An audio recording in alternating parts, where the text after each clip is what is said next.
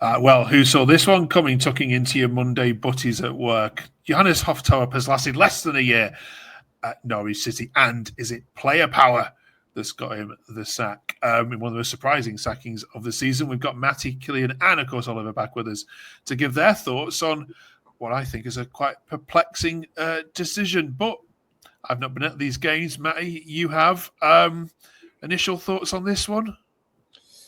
Bizarre, short-sighted. Don't understand it. Well, I understand that the results have not been good. If you look at our form since March, where I think we're bottom of the league, but in terms of the words that the club have used before the season even started, process, patience, and transition was banded around a lot. To sack a head coach, a young head coach, 10 months in, what was it for? With no one lined up, with 2 games to go, it doesn't make sense to me, I'm afraid. It is bizarre. Welcome to Canaries. 20 minutes of Norwich chat. We're also talking this week about the goal of the season, so stay tuned to the end of the video for that, though. Right, Oliver, let's get your view, your take on this. You weren't really calling for him out last week when I put the question to. So, what's happened in 7 days? There's rumours that the players have got in the sack. What are your thoughts?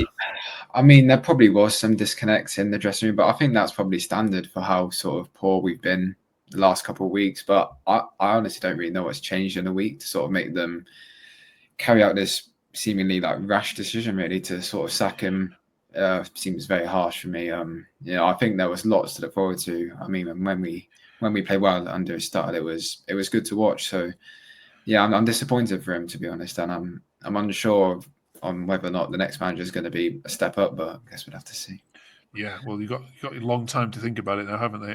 Let's be honest. Let's have a look at some of the tweets. Joseph says, "I'm gutted for Hoff Thorup, as I like the bloke, Killian. I remember on the City View him ripping into his players after the Blackburn game. It's been downhill ever since he did that.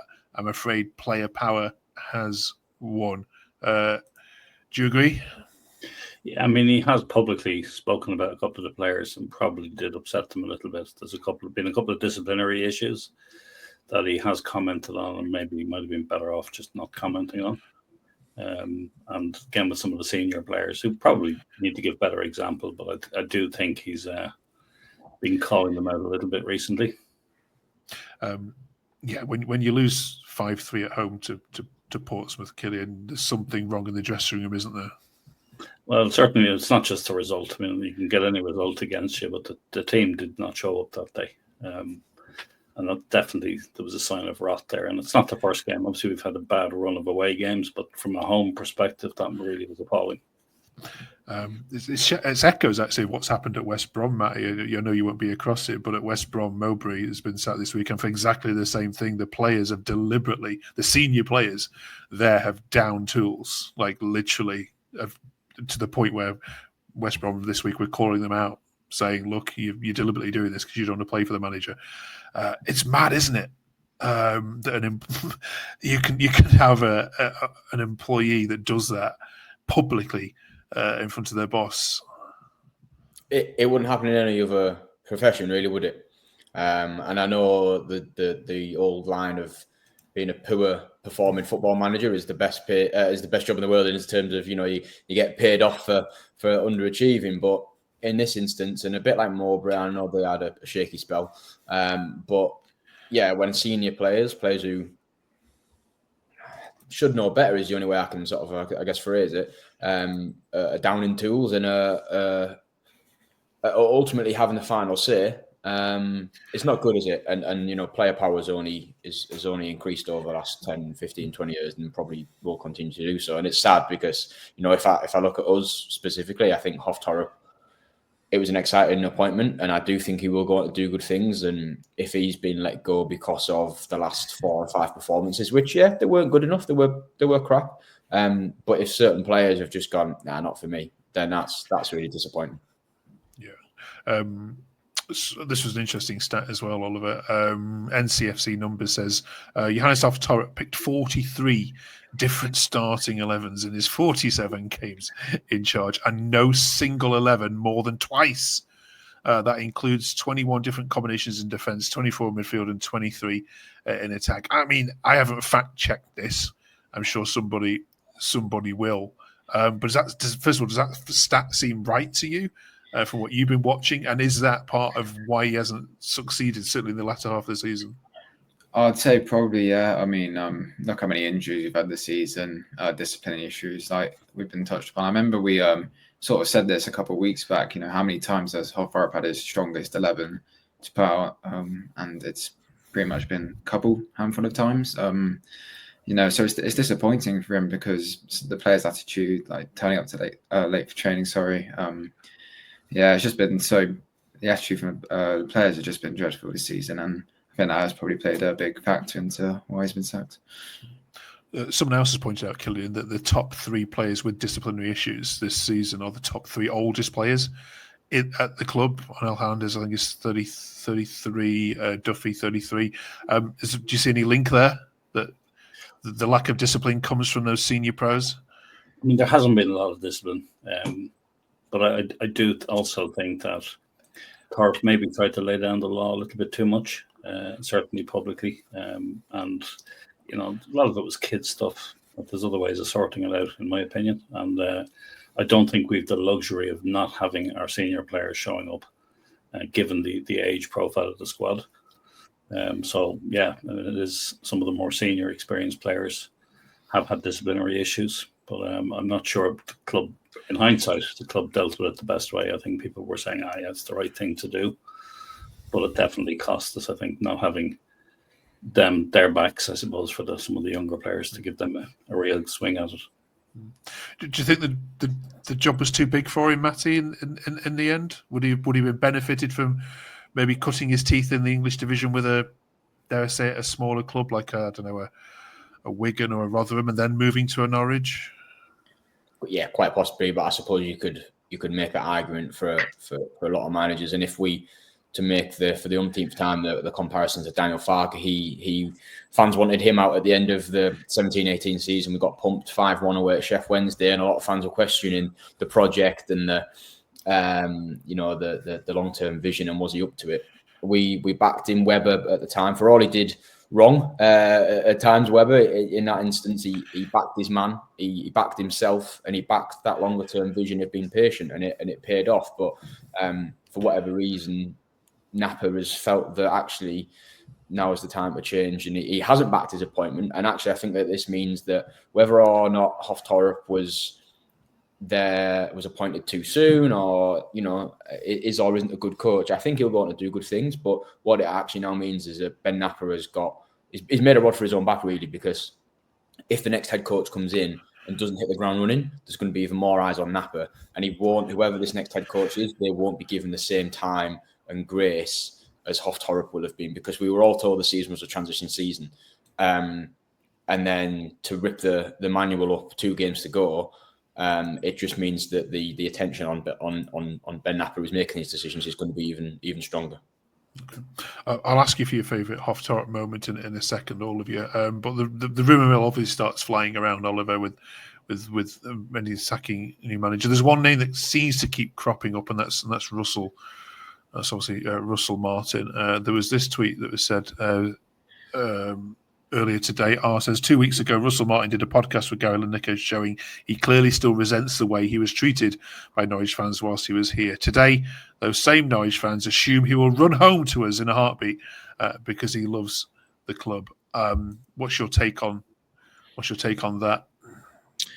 Yeah, I mean, it's a difficult one because I personally wouldn't mind Russell Martin just because I've seen what he's done at championship level. I thought he was all right at Southampton. But I don't know if he'll want to come back, to be honest. I think it's one of those ones. It's just difficult because he doesn't particularly get me excited. If we were to say, we're going to appoint Russell Martin, it wouldn't particularly get me excited. But yeah, it's just one of those for me. Why is that? Is that because his branded football, many would say, is particularly exciting, more so than other championship managers you could appoint? I suppose just with Hoff Thorup coming in, for example, he's from Denmark. It's just a bit different. It's sort of something I kind of grabbed onto, I suppose. The signings he brought in as well, I quite liked. I just don't know how Russell Martin would make things any different. I'm not too sure. Like working with the signings that we made under Hoff Thorup, I think that's another problem as well. But yeah. It's slightly disrespectful to talk this early about new managers, Killian, but his name is all over social media. What's your view on this chat at the moment? Yeah, I mean, I think the club, obviously, as much as fans want to pick the team and pick the managers, I think obviously the board and the club will decide that ultimately. And I don't think there's been a lot of predictability with Norwich and their managers in the past. Every name under the sun has been thrown in, while somebody new pops up. So I can't see that changing, except maybe Wiltshire. If he can turn it on the next 2 games, they might give him a crack at it permanently. But otherwise, I think it's just speculation. The usual names and the suspects into the hat. Let's hope not. Let's hope not. And if Stephen Gerrard is here in August, when I shall meet you again, yes, we'll need a new host because I can't speak positively about that man. Matty, first of all, let's end the Hoff Thorup discussion by asking: Do you think he'll go on and be a good coach somewhere else? Have you seen enough of him to think there's a good coach there? Yeah, I think he backs himself and he believes in himself. I think that's really important. He's headstrong. I know Killian's mentioned that maybe to his own detriment in terms of what he said about players, but I'd rather someone like that than someone who's a walkover. I think tactically, this group of players, especially some of the older players, the less technical players, weren't up to playing the brand of football that he wanted. Which, okay, if that's the case, then you maybe do have to adapt and figure it out longer term. But in terms of the cards that he's been dealt, the stat that you looked at there from ncfc numbers that Oliver was on about in terms of the different 11s, there's actually one player who's been available for every game this season, which is Jack Stacey. One player out of the whole squad. So because of suspensions and injuries and whatever. So he's had a tough deck of cards dealt him, and I think he'll go on to do really good things. I'm still excited about him as a coach. It just won't be at Norwich. Okay. What's our favourite memory, Oliver, of his time there? I'm going to go for the 6-1 win versus Plymouth. It's the one that probably stands out most to me. I think there weren't many sort of like very special moments, but I'd say that's sort of one of the more convincing moments. So that's what for me. Killian? I have to say I enjoyed the 3-2 win against Derby away, even though some of the goals were a bit iffy. Signs his hat-trick. I just think it was a great moment for it, considering we haven't done so well away. Yeah. That early part of the season was just phenomenal, wasn't it? Yeah, absolutely. I love Norwich fans' sense of humour. I haven't got the tweet, but it says he's still undefeated in East Anglian derbies as well. Hoff Thorup. Brilliant. There's another one that says, if you hang on till October, the end of October, you can get Daniel Farker back as well. When Leeds get rid of him from the Premier League. Right. Cheers for that. Look, if you're watching Hoff Thorup, I doubt you are, but if any representatives are, look, he seems a decent guy as well. I don't know if you, Killian, have you come across him on your travels, you had a chance to chat to him? I'm a good fan. He's a lovely fella. Very nice. Spends a lot of time with fans.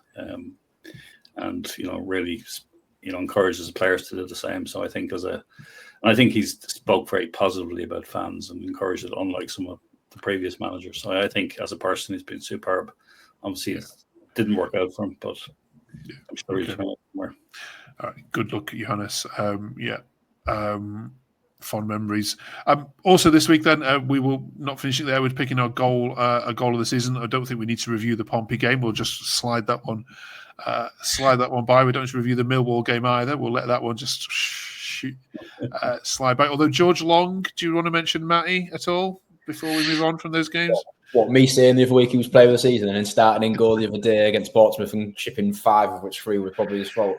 The less about it, the better, to be honest. I just don't know. I just don't understand. I really don't understand how he's got to where he has, but I'll leave it there. Okay. Politely done.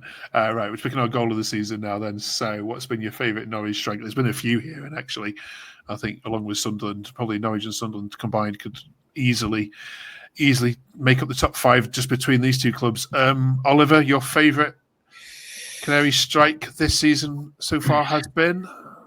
I tell you what, Callum Doyle against Watford early on, that wasn't a bad goal.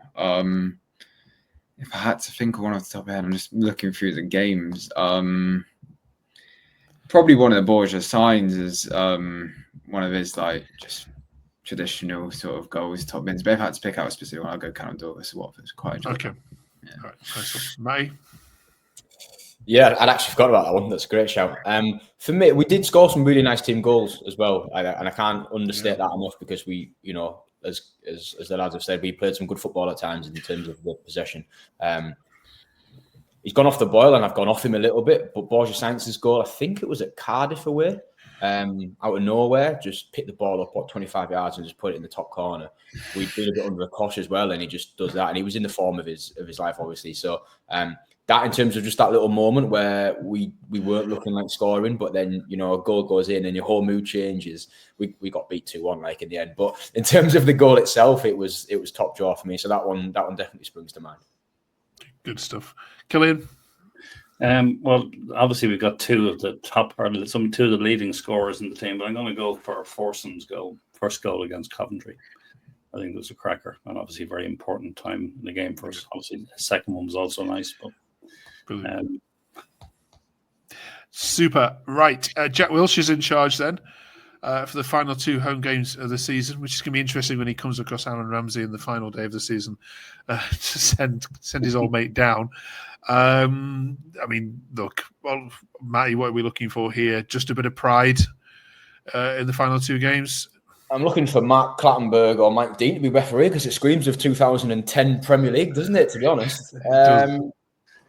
Bit of pride, yeah, you mentioned that. I think the players that are going to be here next season, throwing it all up into the air now, hasn't it, in terms of who will and who won't, but hopefully Napa has an idea of players that shouldn't be here next season. I think there's a lot of Norwich fans are in unison about who that should and shouldn't be. The players that have been told they will be here, I just put a performance in. The fans are, it's a long way from, I know it all too well, from Norfolk to Middlesbrough. It's a hell of a trek. So, yeah, put a good performance in for that game, and then obviously the home game against Cardiff. Yeah.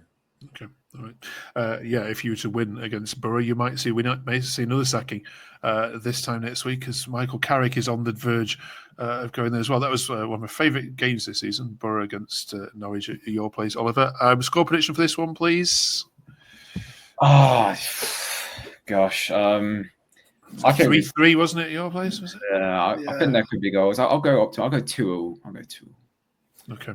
Yeah. Killian? Ooh, I'm going to go 2-1 Norwich. Okay. I'll land off for that, Killian. Yeah. I'm sure you get huge odds on it somewhere. What a difference 24-hour makes. Right. Cheers for joining us. Thank you very much for reviewing that all. We'll see you in 7 days' time to talk about how Jack Wilshere's first game in charge has gone up at the Borough. See you then.